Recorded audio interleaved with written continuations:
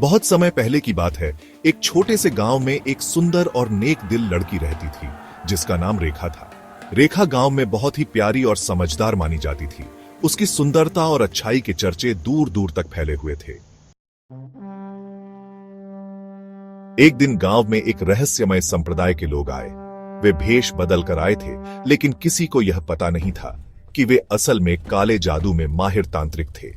इन तांत्रिकों की नजर रेखा पर पड़ी और वे उसकी सुंदरता से मोहित हो गए।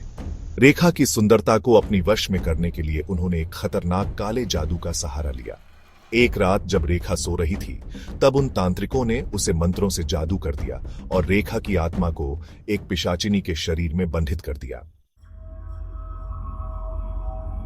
अब वह न केवल जीवित थी, बल्कि एक खतरनाक पिशाचिनी बन चुकी थी, जो रात को गांव में आकर लोगों को डरा डरा कर उनके खून चूसने लगी।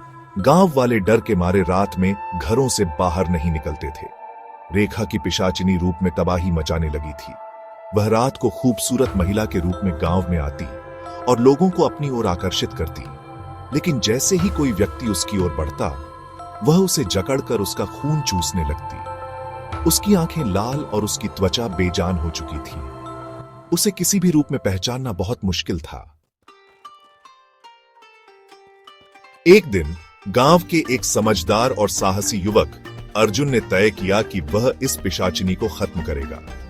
अर्जुन ने तंत्र मंत्र और जादू की किताबों का अध्ययन किया।